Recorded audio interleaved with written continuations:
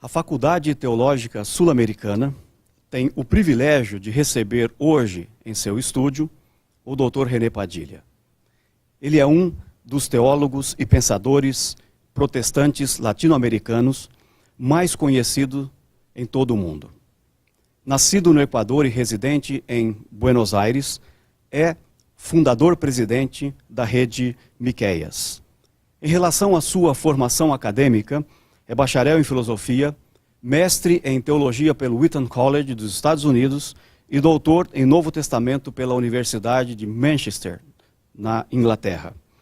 É membro fundador da Fraternidade Teológica Latino-Americana e diretor de Ediciones Kairos, editora ligada à Fundação Kairos. É ex-presidente internacional da Tear Fund e autor e organizador de vários artigos e livros publicados em vários idiomas. O tema da nossa entrevista é a missão integral. Dr. René, seja muito bem-vindo na Faculdade Teológica Sul-Americana e nessa entrevista. Obrigado, um prazer estar aqui. Prazer é nosso. Começamos perguntando, seguindo o roteiro, o que é missão integral, Dr. René? Bueno, es una pregunta que se hace con mucha frecuencia. Hay gente en América Latina, en las iglesias, que están haciendo misión integral, pero no saben bien cuál es la teología de la misión integral. En efecto, lo que sucede es que misión integral no es esencialmente una teología. Es una manera de buscar el cumplimiento del mandato de Jesucristo de hacer discípulos, hacer discípulos. El mandato no es hagan teología, el mandato es hagan discípulos. Discípulos de Jesucristo que obedezcan, aprendan a obedecer al Señor en todo, en todo. Él no mandó a sus discípulos a ganar conversos y llenar templos. Él mandó a sus discípulos a ser discípulos. La misión integral es esencialmente una manera de explicitar en la vida práctica lo que eso significa. Hay gente que no tiene mucha teología, pero está haciendo misión integral. Gracias a Dios por eso. La teología que surge en el contexto de la fraternidad teológica latinoamericana con un antecedente que tiene que ver con la obra estudiantil entre jóvenes universitarios, es un intento por articular lo que eso significa en la vida práctica. Primero viene el deseo de ser fieles al mandato de Jesucristo. Luego viene la reflexión sobre lo que eso significa. Los discípulos de Jesucristo obedecen al Señor en un contexto determinado, específico. ¿Cómo se relaciona el mandato a ese contexto? Ahí viene la reflexión. La teología ilumina la misión, encamina el pensamiento de manera que haya coherencia entre lo que se dice, lo que se hace y lo que se vive. Eso es misión integral. No se hace separación entre lo secular y lo sagrado. No se hace separación entre la vida práctica y la teoría. Se busca ser coherente con la obediencia de la fe. A mí me gusta mucho esa expresión que aparece en la carta del apóstol Pablo a los romanos, al comienzo de la carta y hacia el final de la carta. Él habla de la obediencia de la fe. La misión integral como teología tiene que ver con eso. No es una teología terminada, es una reflexión que busca ser coherente con el mandato de Jesucristo y con lo que significa la obediencia de la fe. Nesse sentido, você concorda que seria então mais um movimento do que propriamente dita uma teologia definida? Absolutamente, es un movimiento que gracias a Dios está creciendo a nivel mundial.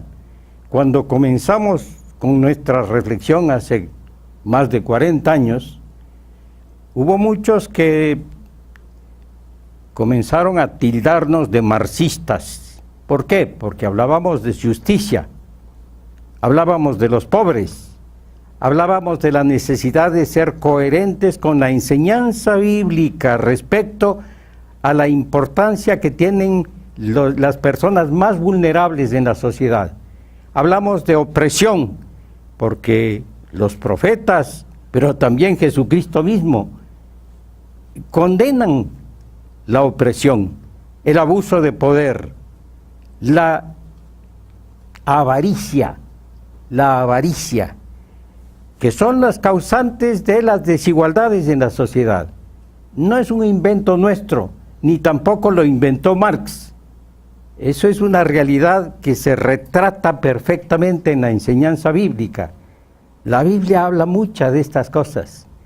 Nosotros tratamos de ser coherentes con lo que enseña la Escritura.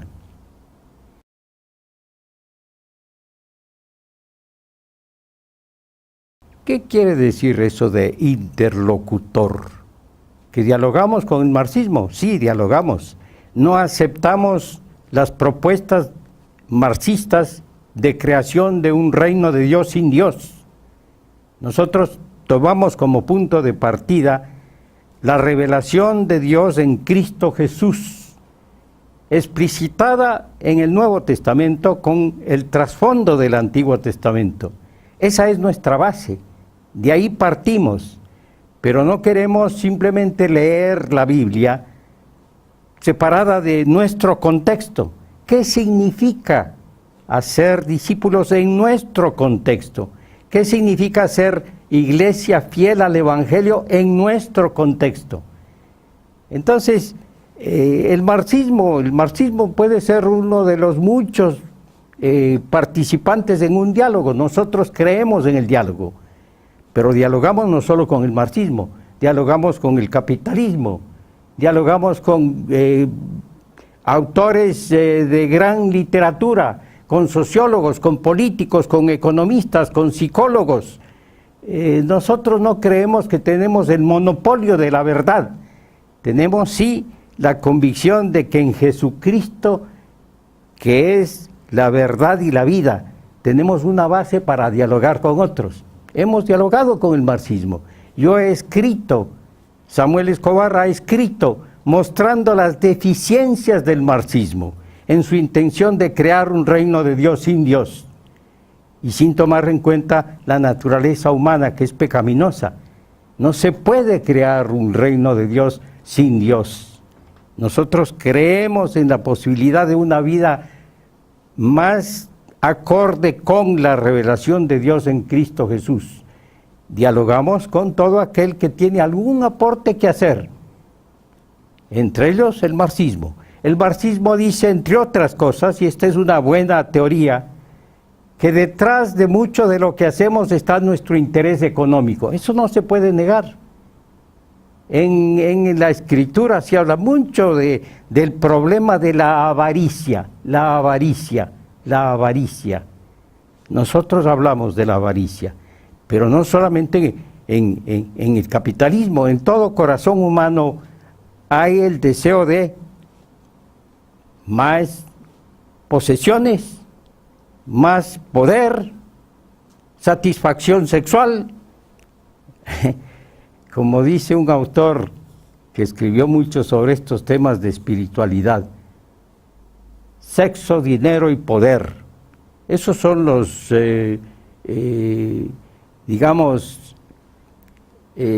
problemas fundamentales en la sociedad. Sexo, dinero y poder. Nosotros creemos que a partir de la revelación de Dios en Cristo Jesús tenemos una respuesta, y que los discípulos de Jesucristo tenemos que ceñirnos, ajustarnos a esa respuesta que se nos da en el Evangelio. Por que chamar de teologia da missão integral se ela não tem um método? A teologia da missão integral é uma versão evangélica da teologia da libertação? Como, por exemplo, o movimento carismático da Igreja Católica é uma versão pentecostal das igrejas evangélicas? Qual a sua opinião sobre isso, René?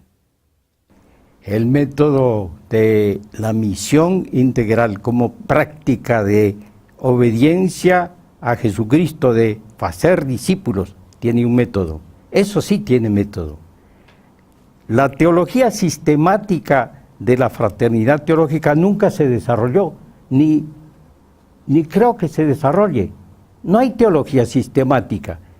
No hay teología sistemática. Para eso no tenemos método. Quizás no nos debe interesar un poco más hacer una teología sistemática. A mí no me interesa. A mí me interesa más que la teología sistemática de la misión integral, que no existe todavía. Lo que me interesa es la obediencia de la fe, la práctica de la vida cristiana como testimonio vivo del poder del Evangelio para transformar no solamente a individuos, sino a comunidades. Para eso sí hay un método.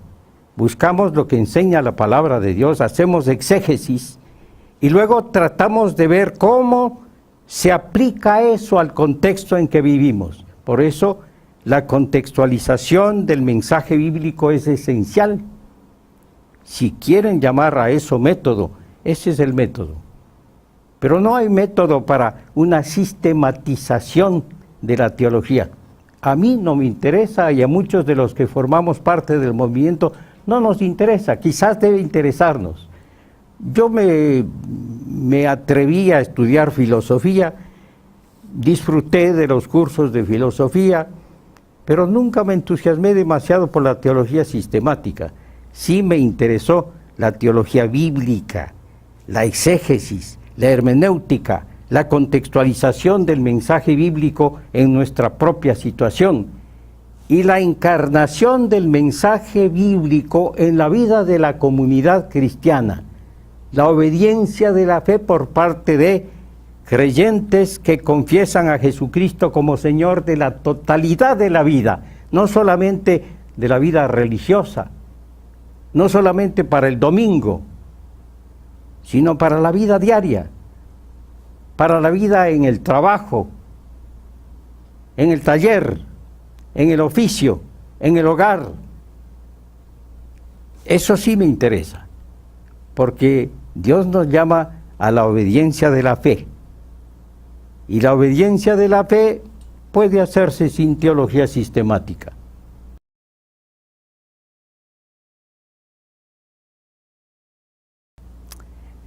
En la manera de concebir el Evangelio tradicionalmente hay deficiencias.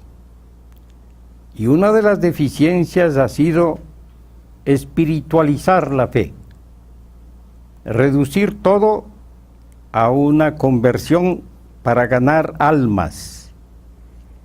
Yo no encuentro ninguna base bíblica para hablar de salvar almas, para que vayan al cielo. No encuentro base bíblica para eso. Encuentro sí base bíblica para la transformación del ser humano en su totalidad como ser humano. Espíritu, cuerpo, alma, transformados por el poder de Dios para una nueva vida, una vida que honre a Dios. Yo he pensado mucho en pasajes de la Biblia y especialmente del Nuevo Testamento, donde se habla de salvación. Y me llama la atención, por ejemplo, en el caso de Zaqueo.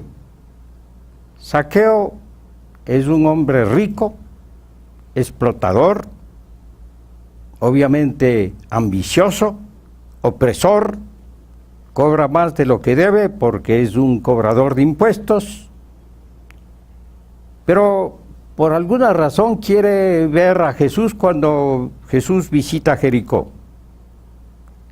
Jesús lo llama a bajar del árbol, entran a la casa de Zaqueo, evidentemente tienen una conversación, no se sabe qué conversaron, solamente hay una inferencia de que Jesús habló con Zaqueo sobre su estilo de vida dominado por la avaricia y la necesidad de una mudanza.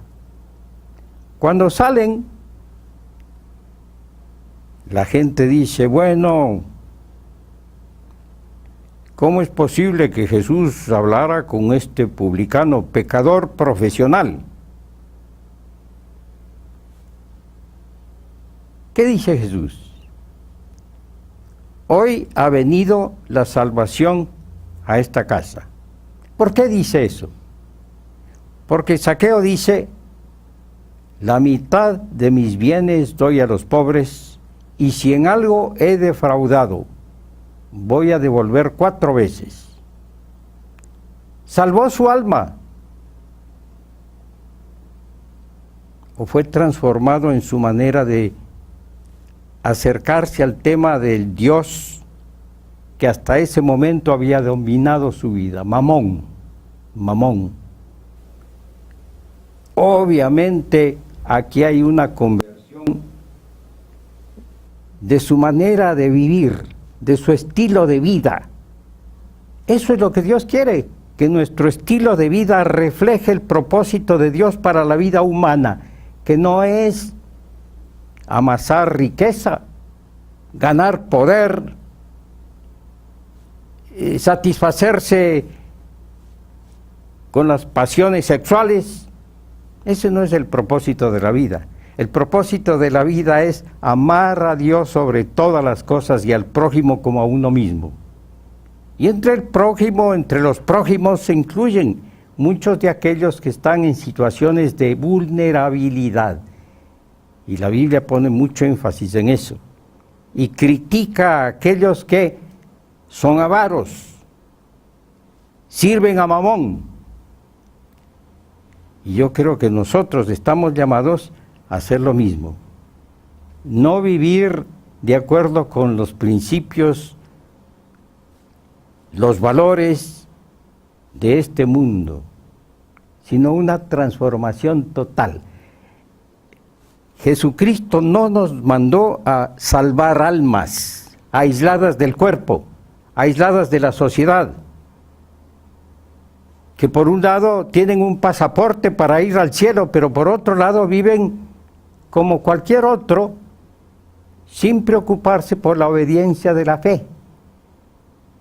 Yo creo que la salvación tiene que ver con la transformación de nuestra manera de pensar, de vivir, de actuar en función de lo que Dios quiere para la vida humana. Shalom, armonía con Dios, armonía con el prójimo, armonía con la creación de Dios. Responsabilidad delante de Dios en cuanto a cómo vivimos en este mundo. ¿Para qué predicamos el Evangelio? ¿Para salvar almas o para transformar vidas de modo que haya obediencia de la fe?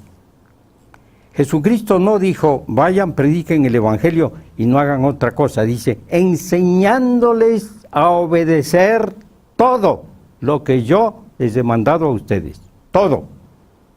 Y Jesucristo enseñó sobre el uso de por ejemplo, el peligro de Mamón, el peligro de las riquezas. Enseñó acerca de la necesidad de perdonar, la necesidad de amar a Dios sobre todas las cosas y al prójimo como a uno mismo, la necesidad de compartir nuestra vida con otros.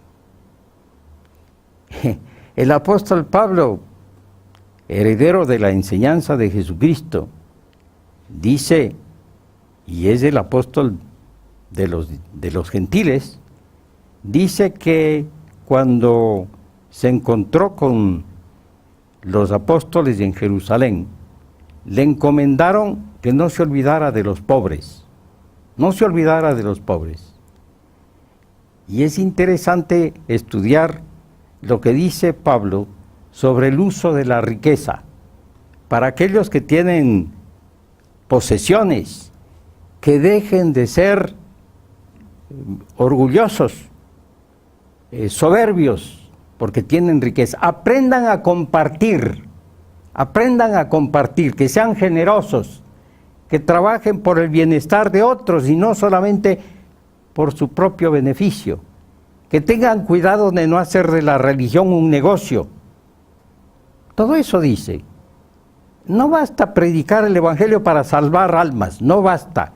Nosotros creemos en la predicación del Evangelio, pero no solamente la predicación, la vida como ilustración de lo que significa el Evangelio, el testimonio de vida, el testimonio en lo que se hace.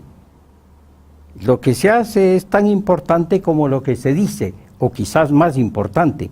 Jesucristo no solamente predicó, Jesucristo sanó, Jesucristo se compadeció de las multitudes porque estaban como ovejas sin pastor.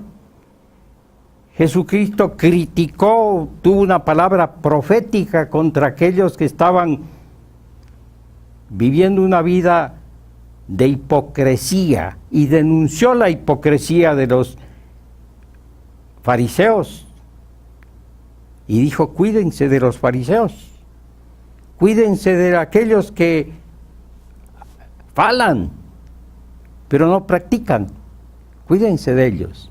Si nosotros queremos realmente hacer discípulos, no basta predicar y predicar la salvación del alma. Hay mucha gente en las iglesias evangélicas que profesa ser cristiana, pero no vive una vida cristiana, no vive un estilo de vida cristiano. En los negocios son tramposos como cualquier otro, mentirosos como cualquier otro, y no les preocupa la ética, no les preocupa vivir la vida cristiana, guardar todas las cosas que el Señor Jesucristo mandó. Nadie las guarda perfectamente, pero ese debe ser nuestro propósito. Pablo no se contenta con predicar el Evangelio. En sus cartas hay instrucción precisa sobre cada aspecto de la vida. Y dice vez tras vez, vez tras vez, vez tras vez: no se conformen a este mundo. Vivan así, sean hospedadores, sean generosos, aprendan a perdonar, ámense los unos a los otros. La salvación del alma, bueno, quizás sea un aspecto, es decir, la esperanza de una vida en el más allá para siempre. Interesante cómo usa el apóstol Juan la expresión vida eterna, siempre con el verbo en el presente. De tal manera amó Dios al mundo que dio a su Hijo unigénito para que todo aquel que en Él cree no se pierda, mas tenga ya y para siempre, tenga vida eterna. La vida más allá es apenas un aspecto de todo lo que recibimos por medio de nuestra fe en Jesucristo. La vida eterna es vida de calidad diferente, que empieza aquí y ahora, y eso no hay sin ética. Hay que enseñar ética, y la ética tiene que ver con no vivir conforme a los valores de este mundo. El problema es separar lo que se dice de lo que se hace y lo que se vive. Ese es el problema. Jesucristo recorría todos los pueblos y aldeas, enseñando en las sinagogas, anunciando las buenas nuevas del reino y sanando toda enfermedad y toda dolencia. La persona en su integridad, amamos a Dios con toda la mente, con todas las fuerzas, con todo lo que somos. No queremos únicamente salvar almas mediante la predicación del Evangelio. Predicamos el Evangelio, pero un Evangelio que va acompañado por toda la enseñanza de Jesucristo, porque Él mandó a hacer discípulos, no simplemente ganar conversos, hacer discípulos que aprendan a obedecer todo lo que yo les he enseñado. Esa es nuestra preocupación. No es aderezo, es parte esencial de nuestra testimonia, parte esencial de lo que significa ser testigo de Jesucristo. Jesucristo no se conforma con gente que confiesa su nombre de labios para afuera. No, Él quiere discípulos que aprenden lo que significa la obediencia de la fe. Eu me lembro, René, daquela resposta que Jesus deu aos 2 discípulos a caminho de Emaús, e que para mim é uma das mais lindas definições da vida e da tarefa de Jesus, quando Jesus se aproxima deles e um dos discípulos fez a seguinte afirmação: aquele poderoso profeta, poderoso em palavras e obras, diante de Deus e diante de todo o povo. Me parece que essa integralidade de Jesus, que o próprio Lucas fez questão de deixar claro na sua apresentação, conforme ele compreendeu o Evangelho de Jesus Cristo, dizendo que Jesus, mostrando aquilo que Jesus fez e ensinou e falou. Não seria isso a centralidade, a integralidade na vida de Jesus? Absolutamente. En la vida cristiana no podemos separar la palabra de la vida en Cristo Jesús y de lo que se hace como manifestación del poder de Dios que opera en nuestra vida. La palabra es esencial, necesaria, nadie niega eso. En ningún momento decimos nosotros no debemos falar, dar la palabra. No solo la palabra, sino la acción, la vida que ratifica la verdad de la palabra. Eso no es un aderezo, es parte esencial del testimonio cristiano. Por fim, René, nesse momento, então, a entrevista terminou, mas eu gostaria de te dar a oportunidade para que você falasse um pouco do lugar das Sagradas Escrituras, da Palavra de Deus, no movimento da Missão Integral. Como nessa história toda que você participou, como um dos fundadores, como você vê o movimento da Missão Integral, convocado não exclusivamente, mas majoritariamente pela Fraternidade Teológica Latino-Americana, qual é o lugar da Escritura no movimento da Missão Integral? Bueno, yo doy gracias a Dios por la posibilidad que yo tuve de hacer un doctorado en Nuevo Testamento.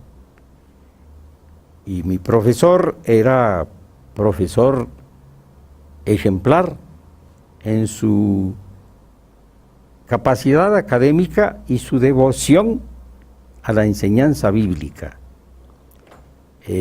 Si algo recibí yo de mis estudios teológicos fue el deseo de hacer una exégesis seria de la Escritura. Yo no conozco a ningún miembro de la Fraternidad Teológica Latinoamericana que no se preocupe muy seriamente en estudiar las Escrituras. Las Escrituras ocupan un lugar central en la vida del movimiento de Misión Integral.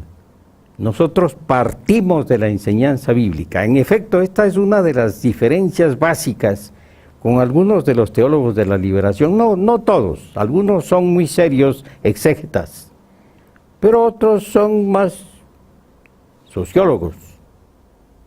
Y nuestra preocupación siempre ha sido vivir la enseñanza bíblica en el contexto donde nos encontramos. No basta leer la Biblia y estudiarla.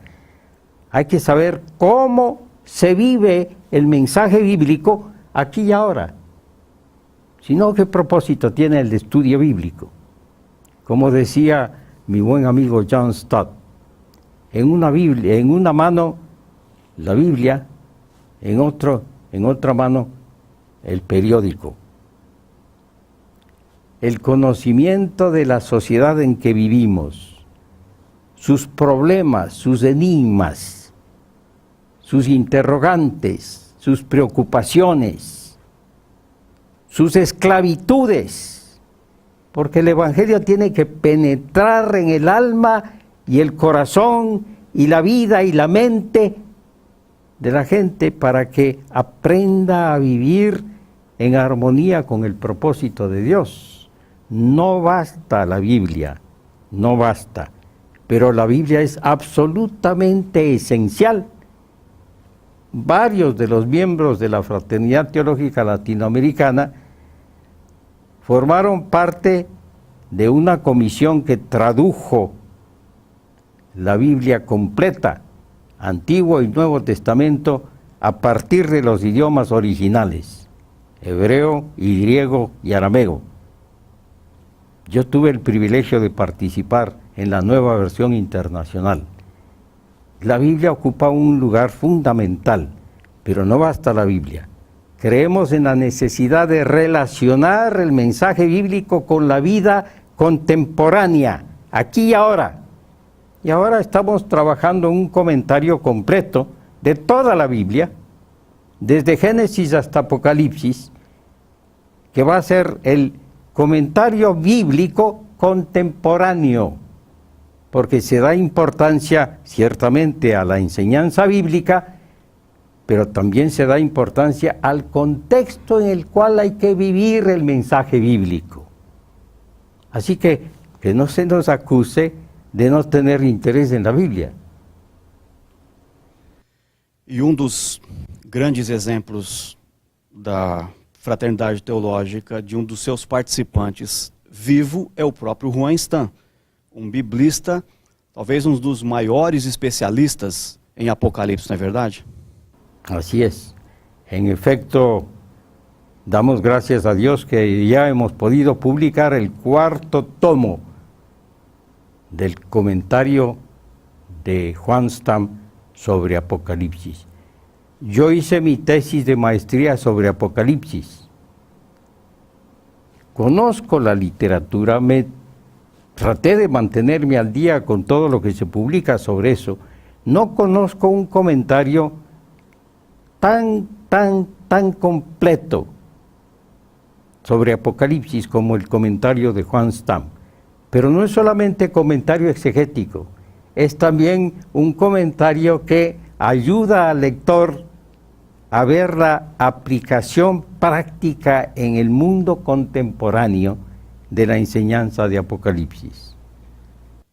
Me parece, eu fui informado, não estou seguro, mas você pode me confirmar, que para cada versículo que Juan Stam estudava, ele pelo menos buscava 20 obras, 20 recursos para poder compreender melhor o texto. É isso mesmo?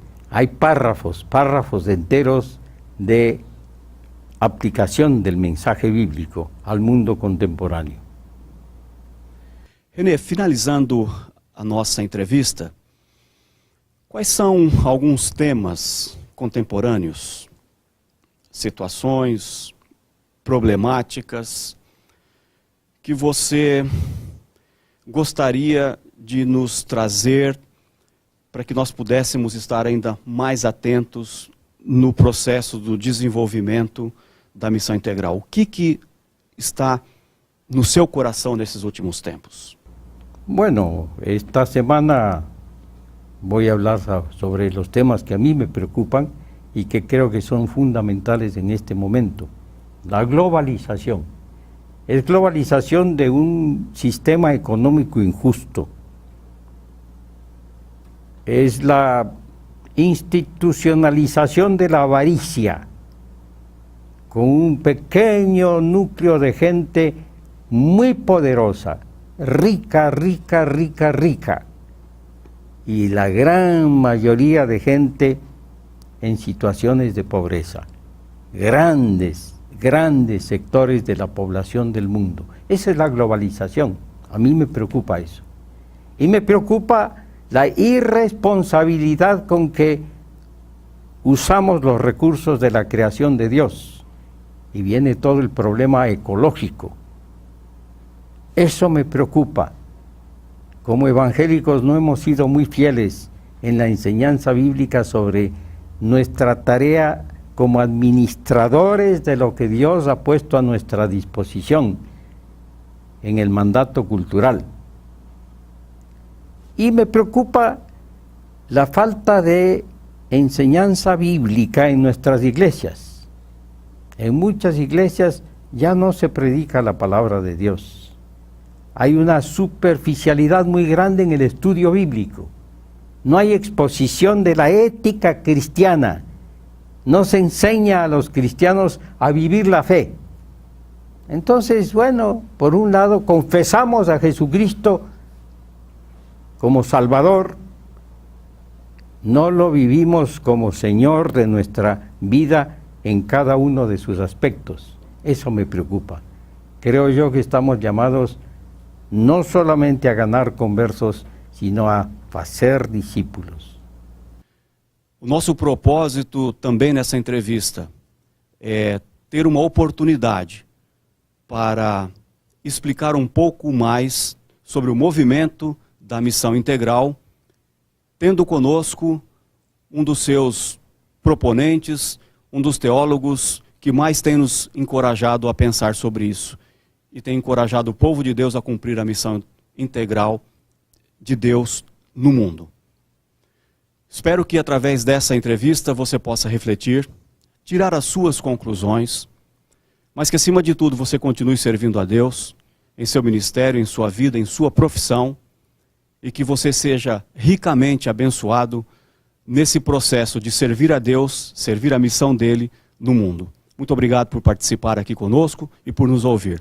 Dr. René Padilha, muito obrigado pelo seu tempo, pelas suas ideias. Nós o estimamos, o amamos e o honramos muito. E somos eternamente e seremos devedores à sua participação, à sua vida, à sua reflexão para o movimento da Missão Integral na América Latina e no mundo. Muito obrigado. Muito obrigado.